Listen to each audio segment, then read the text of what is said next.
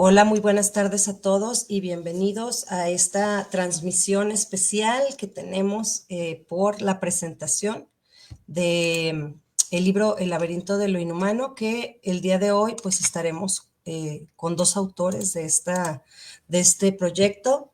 El laberinto de lo inhumano pues es un proyecto de Editorial Estigma. Está compuesto por 27 relatos, ¿verdad?, de lo inesperado, y durante las próximas semanas estaremos transmitiendo pues entrevistas con algunos de sus autores. Las personas que participan y que escriben en esta antología y que nos cuenten un poco acerca de pues este proyecto y su participación en él. El día de hoy tenemos a dos autores. Ellos son Roberto Carlos Gárnica, filósofo, antropólogo, historiador y escritor, que por cierto ya ha estado en mi canal en otras ocasiones. Ha publicado relatos en Penumbria, Fanzine Delfos y Lengua de Diablo. Su cuento, El filósofo y la araña, fue publicado en el libro En Mundos Nuevos, que fue con el cuento que yo lo conocí. Perdón, y ha publicado poemas en diversas antologías. Obtuvo el tercer lugar en el concurso de creación literaria organizado por la Universidad Autónoma de Querétaro. Obtuvo mención honorífica en el concurso de relato corto Ninín en 2024, organizado por la Casa de Cultura de Papantla, Veracruz. Es columnista en Penumbra, Filosofía HPL y en Colectivo Delfos, La palabra de los abuelos y la filosofía interminable de Ende. Y bueno, este es Roberto. Bienvenido, bienvenido Roberto a este canal. Espero que puedas expresarnos pues todo lo relacionado a tu publicación. ¿Cómo estás? Muy bien, buenas tardes a todos. Muchas gracias por la invitación. Por supuesto, muy contentos, pues con esta nueva antología. Pues mi texto se llama A través de las entrañas de la serpiente venado. Y es para mí un relato entrañable, es un relato muy valioso, porque en muchos sentidos sintetiza gran parte de mis últimas búsquedas. Como comentaste, además de escritor, soy filósofo, soy antropólogo, y aunque nací en la Ciudad de México, ahora estoy viviendo en Papantla. Entonces estoy recolectando mitos, leyendas, dialogando con los abuelos, con los grandes sabios totonacas de esta región. Y una figura que me ha fascinado es Juquilugua. Juquilugua significa serpiente venado. En totonaca, Juqui es venado y Lugua es víbora o serpiente. Sin meternos en muchas cuestiones demasiado específicas, en náhuatl se le llama Mazacuatl o Mazacuata. Y también Mazatl, venado, Coatl, víbora. Entonces me fascina esta figura y entonces, bueno, desarrollo un texto en el que un chico llamado Juan está en la selva del Totonacapan, está ambientada pues con ceiba, con el papán real, y de pronto pues una serpiente le amenaza con devorarlo. Y bueno, no especifico más por el momento, a lo mejor al rato Sí, hay. para que al rato nos puedas compartir un poco más.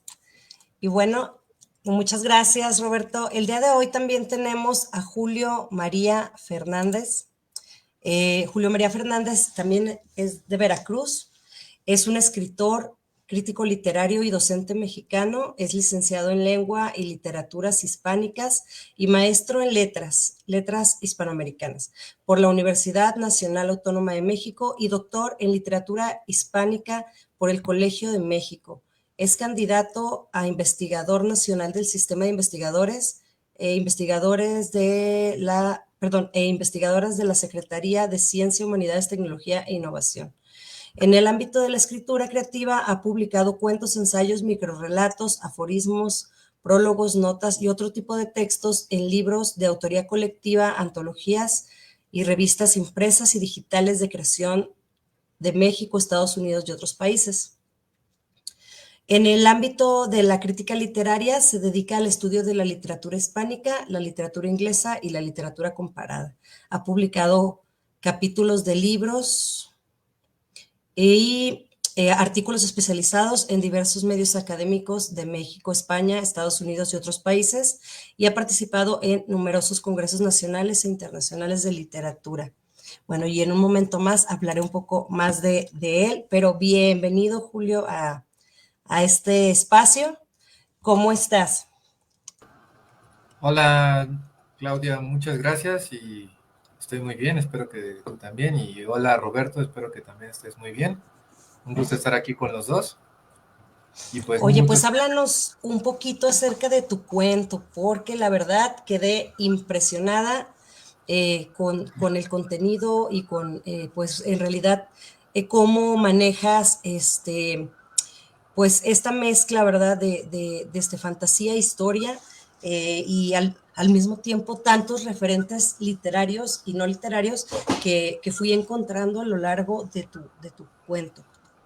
claro, mi cuento se llama Los idilios sin el rey y es una alusión quizá no muy evidente, quizá sí, para quien tenga el referente, por supuesto, de Alfred Lord Tennyson, un autor británico del 19, que entre otros logros que tiene, porque es un autor conocido, pues se le consideraba, y él mismo se consideraba un medievalista.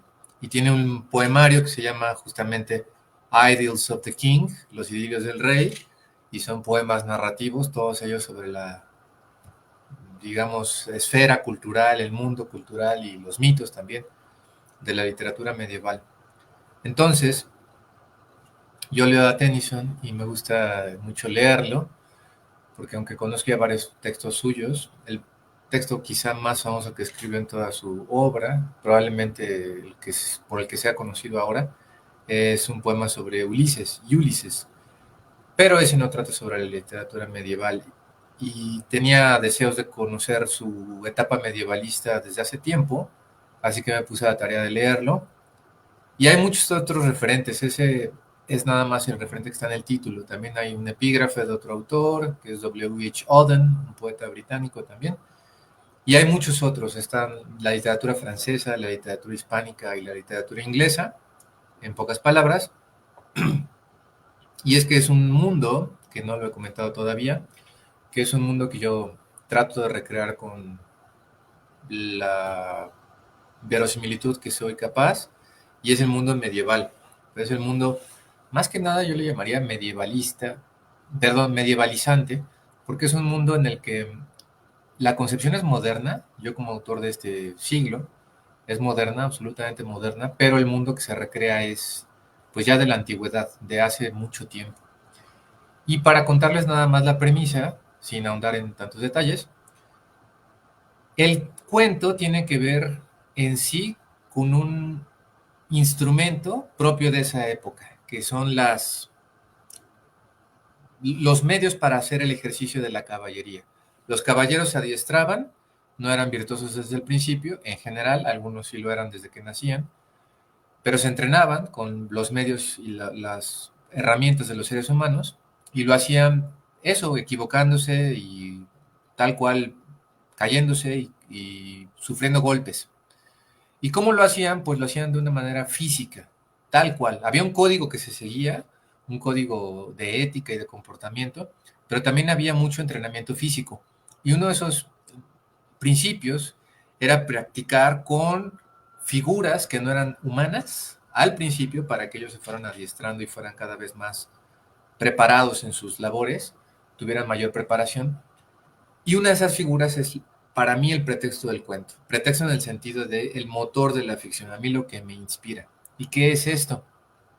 Hay una palabra que en español ya no usamos mucho, hasta donde yo tengo entendido, que es estafermo. Y el estafermo, que es un término que viene del italiano, pues tal cual quiere decir estar firme. Y el estafermo es tal cual un muñeco, un títere, pero es un títere que no está hecho de trapo, sino más bien es una armadura. Es decir, tiene un peto, una coraza, tiene una serie de varillas a la altura de los brazos, y de un extremo se pone un saco, o a veces también se ponía un peso, y del otro extremo se ponía un grillete o un escudo, de tal manera que este muñeco estaba sostenido sobre un mástil giratorio y tenía también un yelmo. Este muñeco emulaba ser un caballero detenido, firme, que iba a ser el oponente de un caballero real, y un caballero de carne y hueso, humano, y este caballero de carne y hueso en una simulación de una justa, es decir, una competencia medieval, corría, a veces lo hacía a pie, pero generalmente lo hacía también a caballo, cabalgaba sobre su montura y el objetivo era impactar en el escudo del estafermo, de tal manera que si el caballero era diestro, pues lograba destruir al estafermo, lo lograba romper con su fuerza, no solo el escudo, sino incluso el mástil, y si no era virtuoso en su arte, el estafermo iba a girar y con el peso que tenía en una de las varillas, en uno de los extremos, iba a tirar al caballero. Entonces, así se simulaba una justa real, porque la idea es que los caballeros ya ambos como seres humanos, los dos oponentes, al momento de justamente eso, competir, pues uno de los dos tenía que salir victorioso por la naturaleza misma de la competencia. No necesariamente perdía la vida, pero sí tenía que salir victorioso. Y el pretexto que yo tomo para mí, como motor de ficción, es ¿qué es un estafermo más allá de ser un objeto? Puede tener vida, puede tener pensamientos, puede tener una historia, y yo pienso que sí. Y me baso justamente en quizá uno de los textos más conocidos de la literatura medieval, que es la materia bretona. ¿Y qué quiere decir la materia bretona? Sin entrar en tantos detalles, pero es básicamente la leyenda del rey Arturo, Camelot, y todo este mundo imaginario y bello, legendario, en el que pasan muchas cosas, pero me centré específicamente en el romance y en el sentido de historia, en el sentido de amor, de Lancelot, un caballero muy famoso, en español lo conocemos como Lanzarote, y la reina que es la esposa de Arturo, del rey Arturo. En francés, porque la leyenda es tanto de Bretaña como de Francia, Artur. de Bretona, es Guinevere, pero en español le decimos Ginebra. Y el principal referente es este autor, que lo quiero mostrar aquí en pantalla para que lo puedan ver los que nos están escuchando, que es Chrétien de Troyes. Chrétien de Troyes es un autor interesantísimo.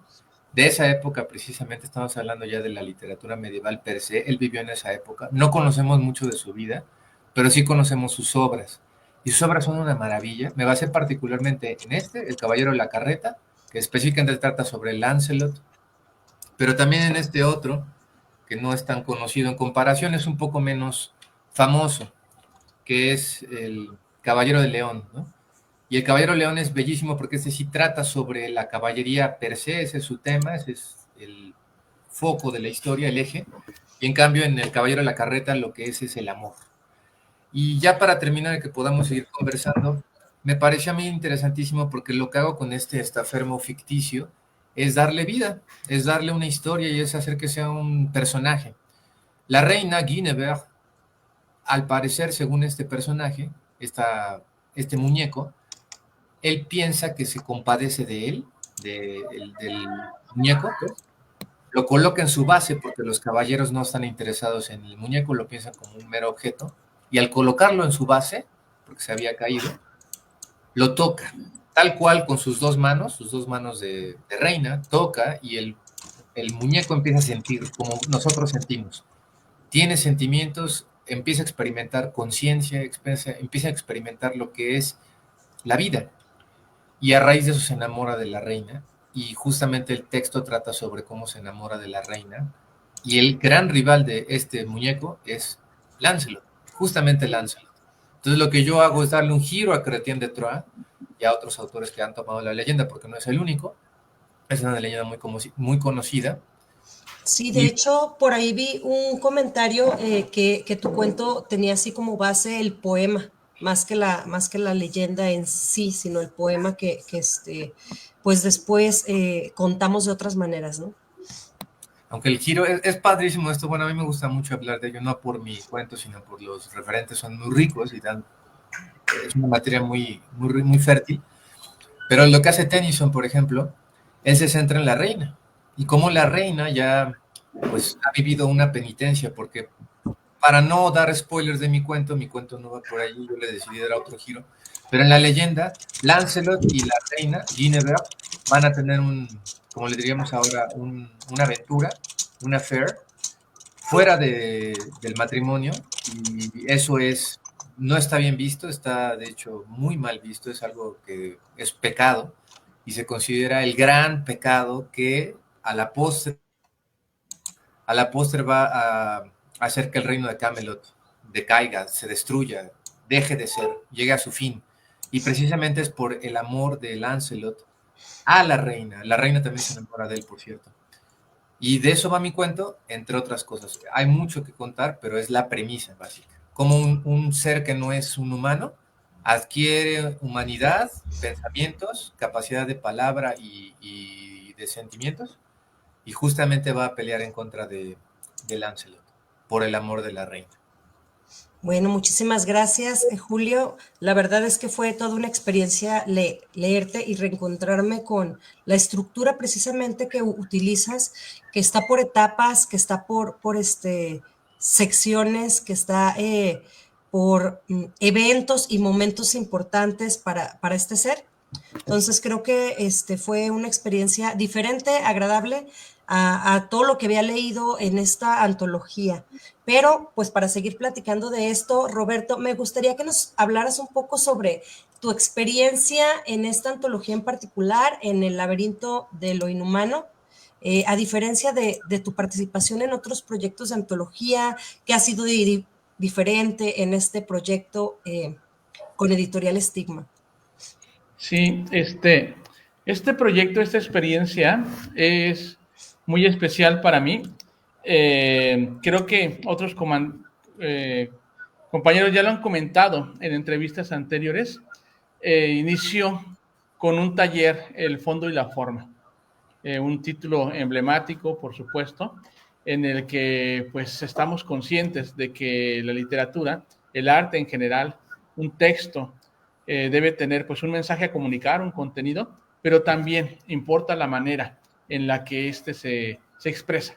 No basta con tener una idea interesante, sino además que, hablando en este mismo sentido, muchas ideas se repiten, pero lo que cambia, lo inédito, es la forma en expresar. Entonces fue un taller de varios meses en el que coincidimos, en el que trabajamos muchos escritores, algunos con más trayectoria. Por supuesto, para mí fue un honor compartir espacio con Julio, y a él lo conocí antes por su labor como académico, como analista de textos. Es una persona a la que admiro mucho. Y ahora nos tocó compartir otros compañeros como Flavia Carreón, el mismo J. Mason, que él en realidad es el que dirigió el taller, y muchos nombres que ahorita no menciono porque pues tenemos el tiempo limitado, pero caminamos, propusimos varios textos, se trabajaron, 3 o 4 pues fueron gestados, y entre ellos se escogió uno. Y bueno, concluyo este comentario diciendo que fue una experiencia fascinante en la que aprendí de mis compañeros, en las que nos tocamos en los textos, en las que se enriquecieron. Y si bien pues cada quien propuso una idea personal en la que trabajó, creo que hay muchas manos en cada texto, muchas cabezas, muchos corazones. Entonces, yo estoy muy contento, muy orgulloso, satisfecho de mi texto y del libro en conjunto. Pues muchísimas gracias, Roberto.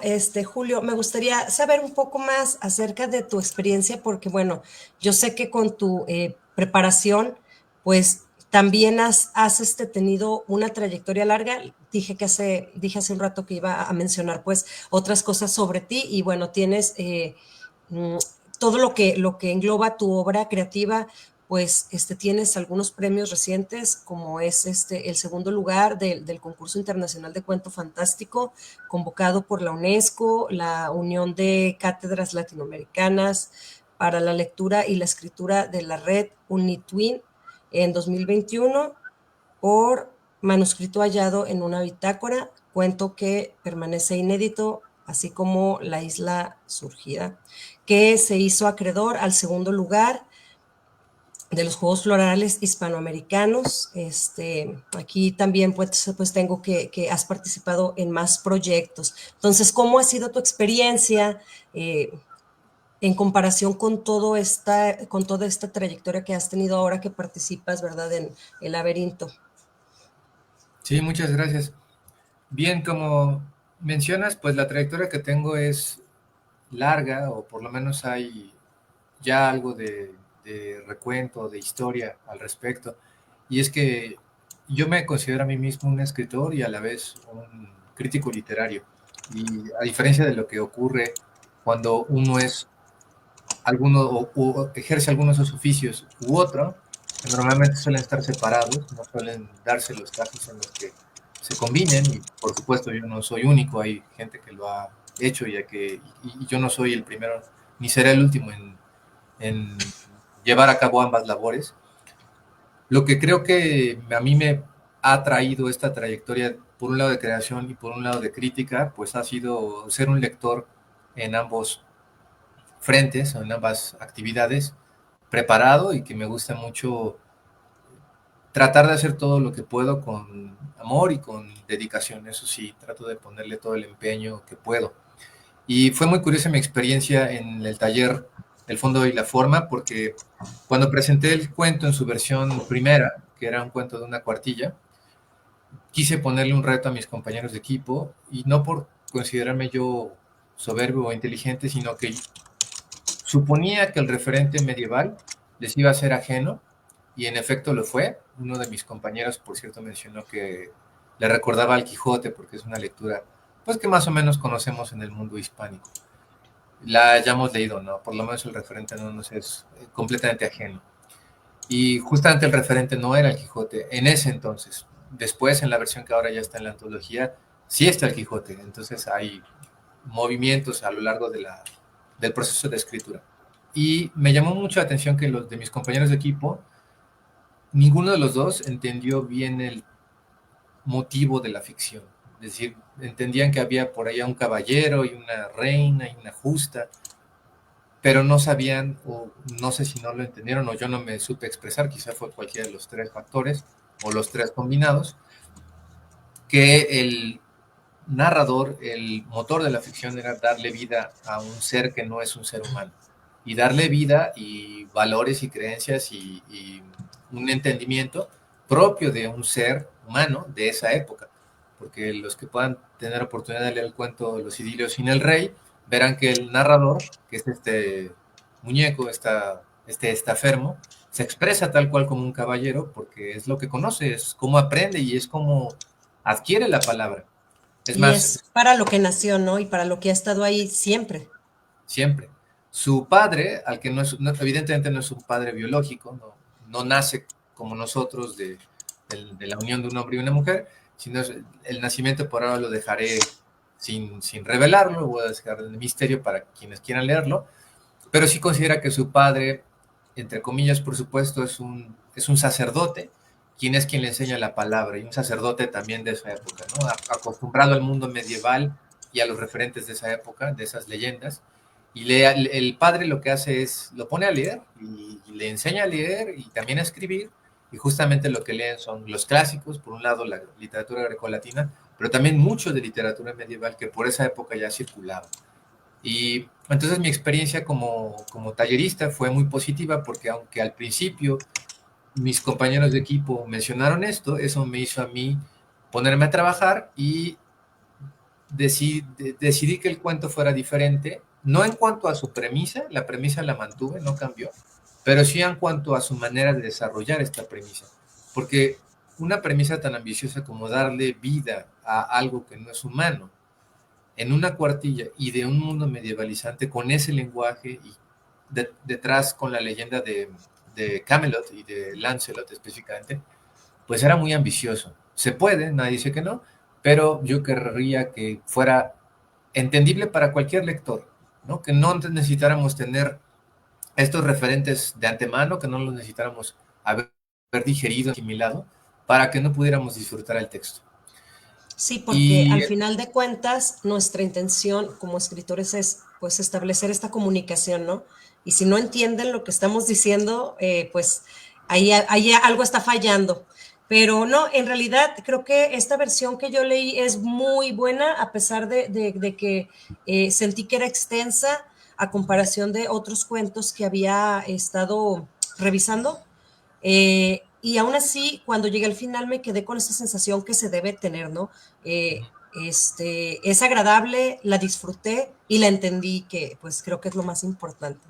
exactamente eso fue a lo que quería llegar, porque cuando el texto ya estuvo leído y se pudo volver a tallerear en su segunda versión, que entre los compañeros de equipo que tuve en esa ocasión, porque por cierto lo menciono, en el taller el fondo y la forma se van rotando los equipos, de tal manera que no nos leemos siempre los mismos, sino todos tenemos la oportunidad de leernos entre todos y comentar los textos que van trabajándose, se van tallereando. Entonces, los miembros de mi equipo muy después en el tiempo, pasados unos meses, entre ellos fue Roberto, junto con otros talleristas, y al parecer la recepción fue muy positiva y eso a mí me dio particular satisfacción, porque más allá de que me guste cómo escribo, lo que me importa es que sea entendible lo que uno está escribiendo y que lo que uno quiere legar y lo que uno quiere transmitir pueda ser comprensible, independientemente de quién nos esté leyendo. Yo, en mi concepción personal, no me considero un autor que es para eruditos o iniciados, ni tampoco para cualquier persona que no tenga ninguna sola lectura. Digamos, un lector común y corriente y que pueda disfrutar sin que conozca tus referentes, o si los conoce, pues ya tendrá un acercamiento diferente de aquel que no los conozca.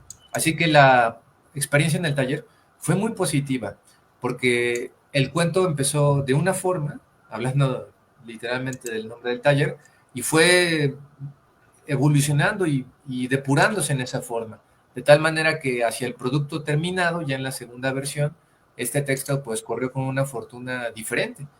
Y por último quiero mencionar que fue uno de los textos en toda mi trayectoria a los que les he puesto más empeño.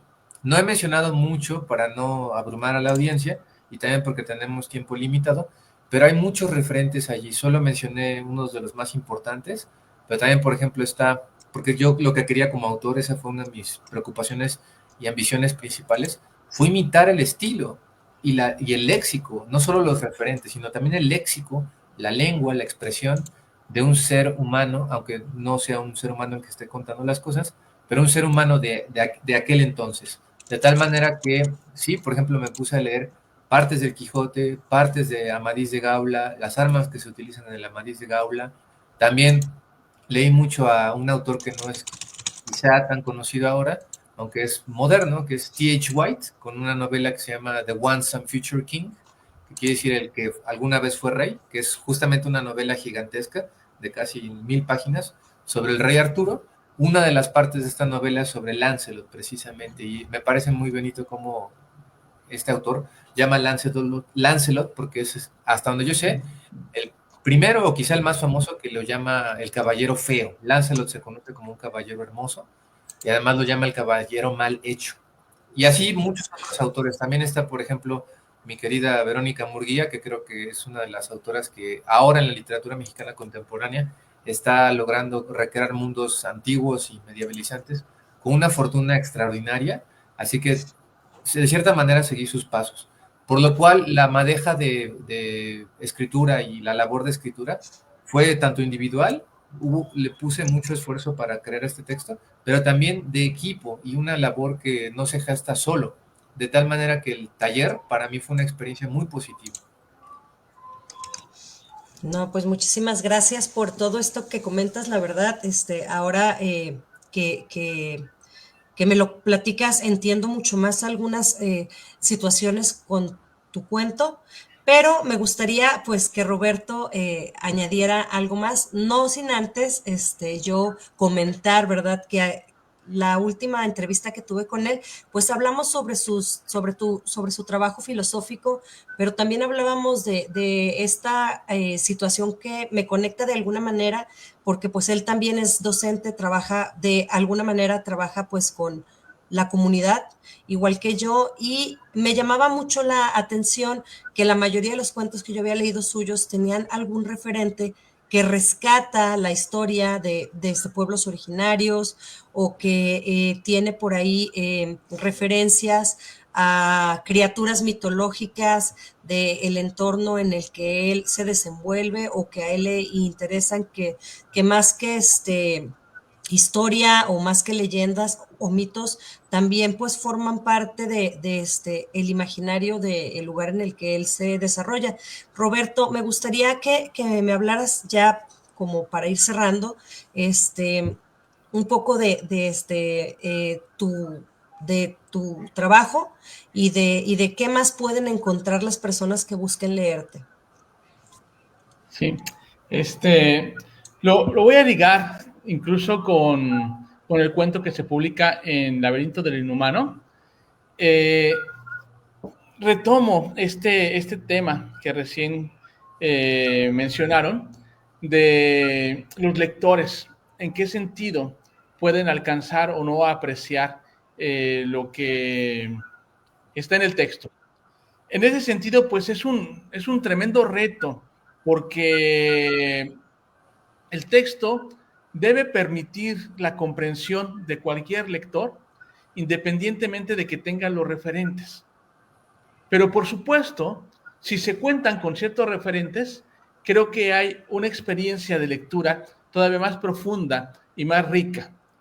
En este sentido, creo que logré en mi texto que aunque la persona no tenga ningún referente de la cultura totonaca, ni siquiera de la cultura mexicana, un poquito de forma más general, puede apreciar una bonita historia, interesante, con matices incluso terroríficos, con metáforas, eh, sobre todo, me aboco mucho a la cuestión de la sensorialidad. Pero es un texto que en realidad está ligado con muchas historias de la cosmovisión totonaca. De manera muy específica, sobre Juquilugua, esta serpiente venado, he publicado ya 3 relatos en la palabra de los abuelos. Una de ellas es Juquilugua, la que nos da de comer, Juquilugua, a la que le crecen alas, donde precisamente se habla que en cierto momento, en el 24 de junio, que es en el espacio, más bien en el contexto temporal en el que se ubica el texto, el día y la noche de San Juan, acá pues se cree que siempre llueve y que es cuando Juquilugua termina de alimentarse, de succionar sus presas para que le surjan alas. Entonces,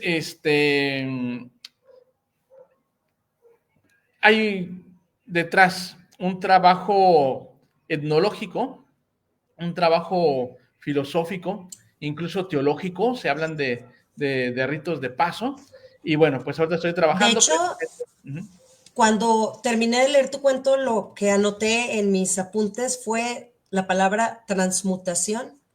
Y precisamente no porque ocurra, sino porque toda la historia nos va llevando ahí, ¿no? O sea, el protagonista que se encuentra con este ser, va sufriendo esta metamorfosis de alguna manera a lo largo del relato, pues hasta que al final nos muestran un poco sobre esta cosmovisión de la que tú nos hablas. Sí, sí, y bueno, para terminar de responder la pregunta que haces, ahorita tengo de proyecto 3 columnas. Una, la palabra de las obras de la que he hablado en Fanzine Delfos, otra que se llama La filosofía interminable de Ende, donde estoy recuperando este libro que es uno de mis favoritos, La historia interminable de Michael Ende, pero destacando la clave filosófica.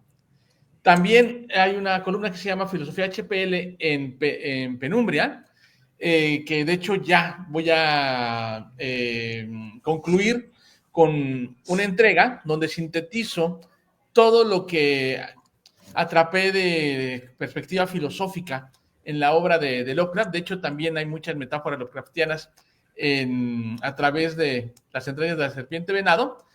Y en unos meses voy a iniciar uno donde voy a retratar lo terrorífico en los cuentos de los hermanos Grimm. Entonces, bueno, literariamente es a lo que me estoy dedicando ahorita.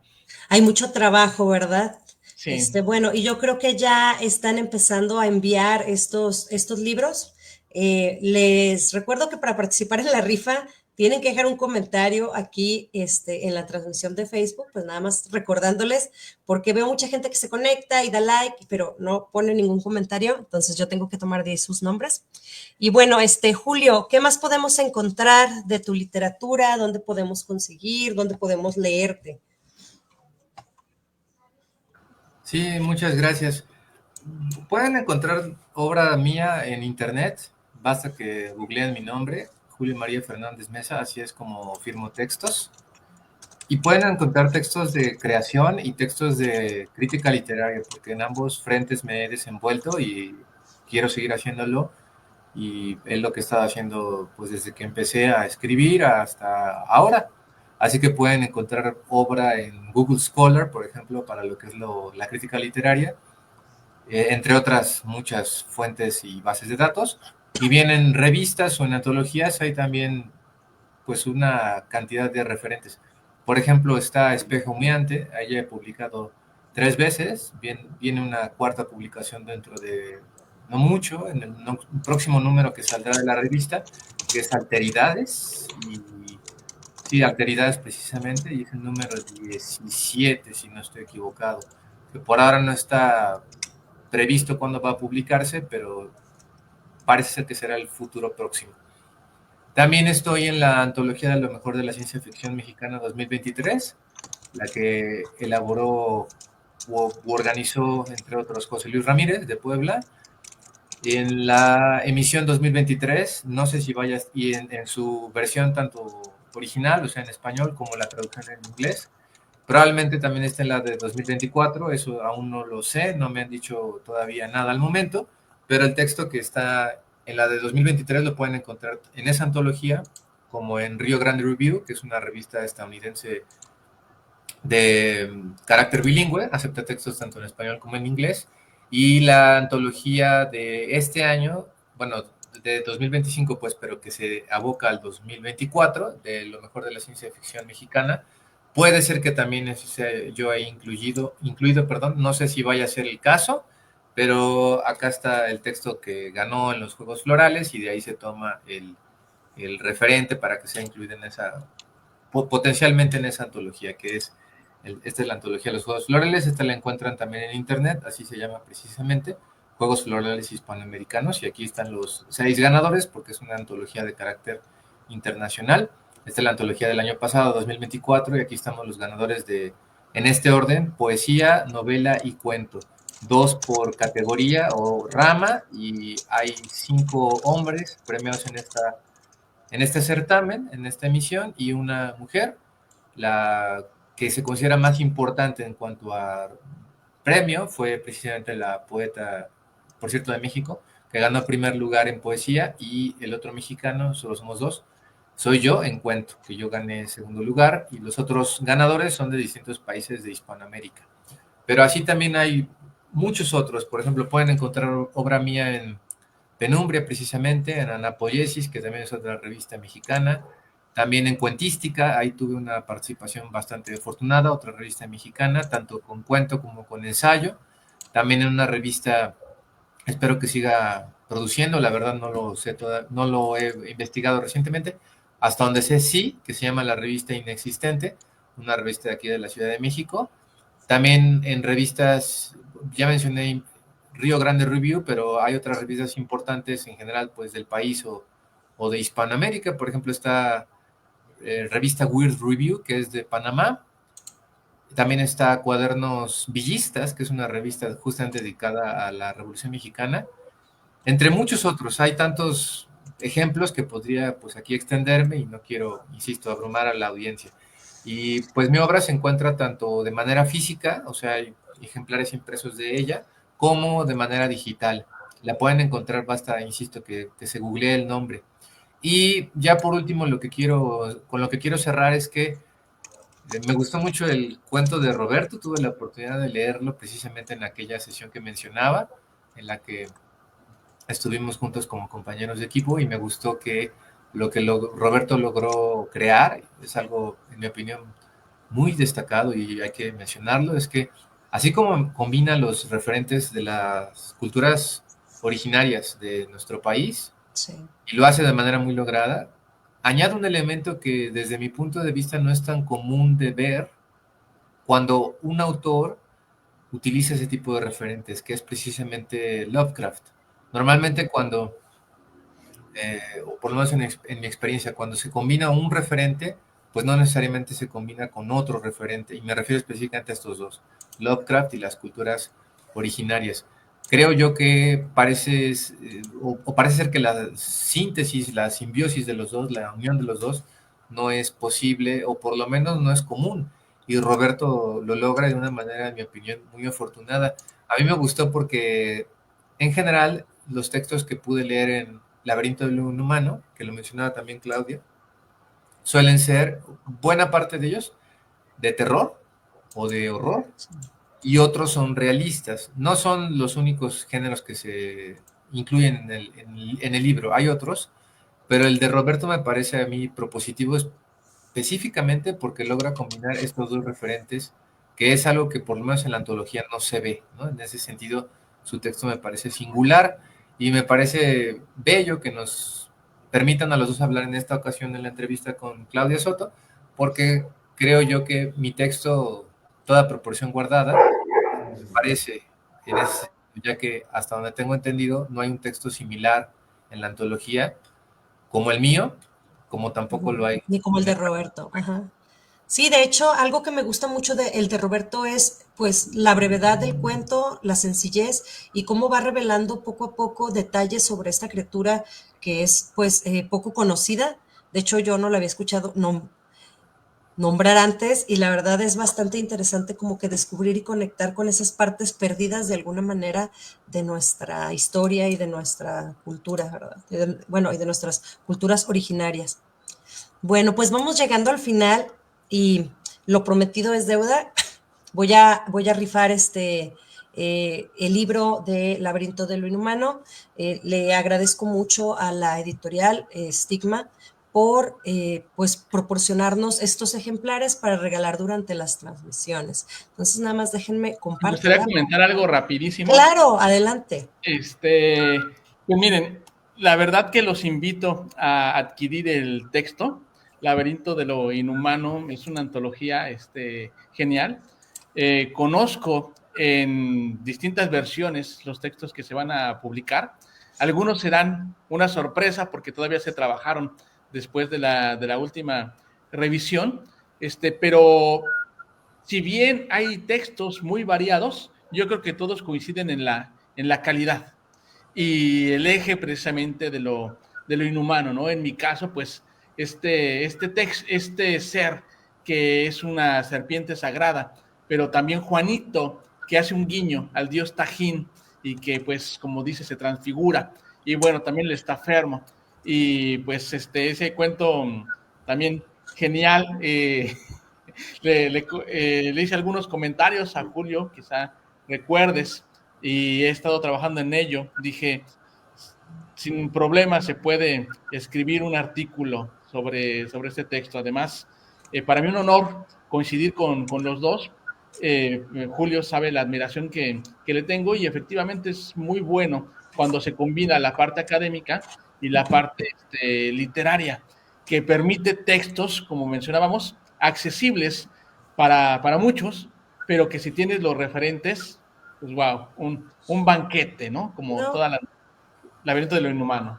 y que al mismo tiempo te permiten a ti explorar esa profundidad de los conocimientos propios de cada autor, ¿no? Porque pues en realidad la mayoría aquí en esta antología no solamente son escritores, sino que tienen otras profesiones o tienen otras habilidades o trabajos en los que se ven reflejados en sus cuentos, ¿no? Todo ese conocimiento está ahí también en sus historias. Y bueno, pues en este caso, como dije, pues yo disfruté mucho tu cuento, Roberto, porque pues yo ya esperaba leer algo relacionado a alguna cultura prehispánica o algún mito o alguna leyenda de las comunidades, ¿verdad? Entonces, pues la verdad no me decepciona para nada, de hecho estoy gratamente sorprendida y bueno, el de Julio también, porque de alguna manera esto me reconecta con mi gusto de adolescencia, de las historias medievales, ¿verdad? En las que pues llegué a sumergirme muchísimo. Entonces, no Claro, sé si no. quieres agregar algo, Julio, antes de... Sí, sí, muy, muy rápido. Pues la admiración es mutua, Roberto, te admiro desde hace tiempo y me gusta mucho que podamos coincidir una vez más. Nos conocemos desde hace ya más de un año, que tuve la oportunidad de estar en una presentación, bueno, más bien una charla de invitado en uno de los números de Penumbria, justamente sobre penumbria botánica, sobre las plantas, y ahí di una, digamos, charla, conferencia sobre precisamente cómo es la literatura vegetal, digamos, ficciones de los vegetales en la tradición hispánica. Y, por cierto, eso nació a raíz de un artículo que publiqué en Drumal, una revista sobre el tema, monográfico específicamente sobre ese tema, y Miguel Lupián, con quien tengo una buena relación, es el director de esta revista, de Penumbria.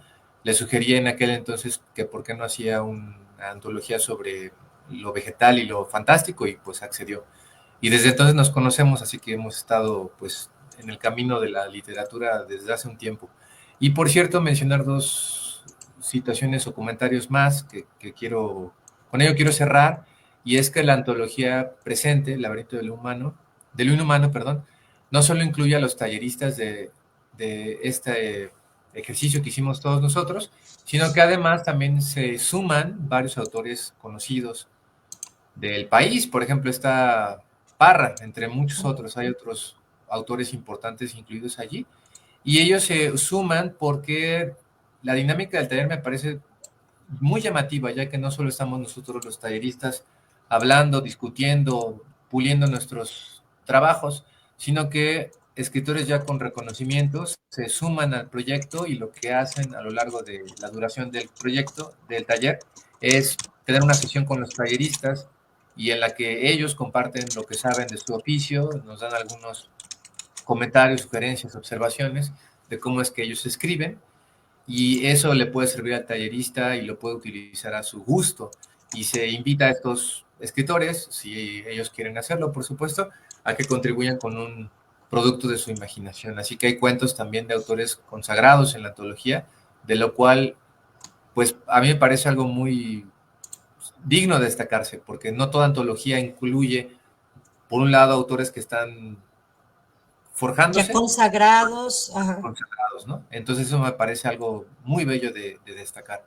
Y por último, ahora se está haciendo el taller 2025, ya arrancó, seguimos una dinámica parecida, estamos varios de los miembros que formaron parte del taller 2024, otros son nuevos, y la dinámica es virtualmente la misma, es decir, se le estamos trabajando nuestros cuentos, nuestros productos, y a la vez autores consagrados, nuevos y otros que regresan de la emisión pasada, se suman al mismo, de tal manera que se espera una antología futura con una dinámica parecida y con autores pues que están ya dando mucho de qué hablar, o bien que son autores que ya están reconocidos en el país, incluso internacionalmente. Me gustaría mencionar que una de las autoras que se suman, una de las tutoras, por cierto, que se suman, y me parece destacadísimo que sea así, es Lola Ancira, porque creo que siempre es importante darle voz a las autoras y no solo a los autores, sino dar un panorama amplio, un espectro lo más amplio posible. Sí, claro. Y Lola, súper enfocada también a lo extraño, al terror, a la parte gótica. La verdad es que creo que esto que viene va a ser también buenísimo y sobre todo yo pues aseguro que Editorial Estigma está echándole muchísimas ganas a la calidad, y no solo de los libros, la presentación, los formatos, sino al trabajo que se hace con los autores y entre autores, ¿no? Porque no es lo mismo que te revise un editor que tengas este trabajo de fondo de lectorías de otros escritores que están en el camino como tú o que ya tienen cierta trayectoria. Entonces creo que eso le da un plus a estos proyectos, como es el laberinto de lo inhumano y lo que viene para el siguiente año. Y bueno, pues ahora sí, vamos a compartir esta ruleta. Y el ganadora es... El libro se lo lleva Mariano HG, estaremos contactándonos con ellos para que le envíen de parte de la editorial su libro y estén atentos, el miércoles tenemos otra entrevista en la que pues también se va a enviar otro ejemplar. Me gustó la dinámica que hicimos la semana pasada por ahí con Héctor Hugo y yo voy a regalar también uno de mis libros en esta ocasión. Entonces, pues vamos a hacer otro giro de la ruleta. Se va un ejemplar de Noche, Niebla y Sombras, que es una antología de cuentos de terror personal, donde pues hay 19 cuentos míos recolectados de diferentes publicaciones. Entonces, pues lo voy a agregar aquí. Y el ganador o ganadora es...